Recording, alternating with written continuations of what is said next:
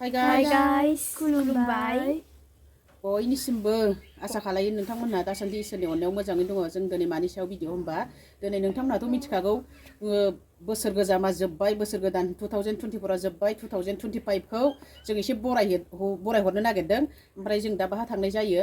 ओमफ्राय भिडिअखौ जागायनाय सिगां नोंथांमोनखौ मोनसे रिकुवेस्ट आरो मोनसे खावलायनाय जाय दाबो आंनि बे मदनि ब्लग्सखौ साबस्क्राइब खालायाखै मा खालामनांगौमोनलाय? Subscribe, like, comment, share आरो बेल आइकनखौबो अन खालामना लानांगौ लोगोफोर। ओमफ्राय जों दा बाहा थांनाय जायो, दा थांबासो मिथिगोन। ओमफ्राय भिडिअआनो खेबनो सम गैया। जों दा बेदर एवगासिनो दङ, बयलार गोरान, आलु, मटर लगायलायनाय। ओमफ्राय दा एसे देखायनि ससेनो नोंथांमोनहा जोंजों बिदिबा नायफालांबाय थादो। चलो, let's go।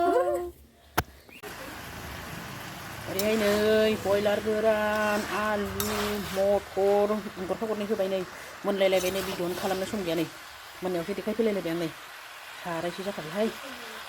दा बहा थांनाय जायो दासो मिथिसिगोन।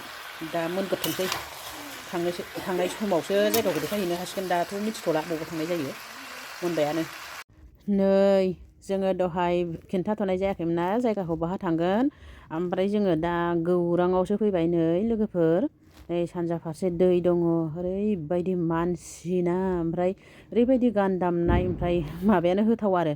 ओंखायनो आं साइलेन्ट खालामबाय। ओरै साहा फारसे ब्रिज दङ नै लोगोफोर। एखे जों एसे खोलाहा गेजेराव आरो ओरैबायदि मानसि गोसा मिउजिक दामनाय, एखेबारे माबायानो होथाव।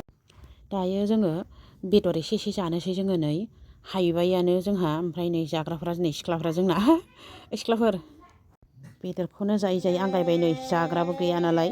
बेनिखायनो दा मुला खाजि ओमफ्राय गाजर लगायबाय नै बेदराबो जा बुरजा दंबावो, उन्दैफ्राबो बारा जानो हाया नै। ओमफ्राय बेखौनो आं दा सामब्राम होफावबाय, गाजर होफानानै लगायनोसै नै दा लगायबायानो आङो।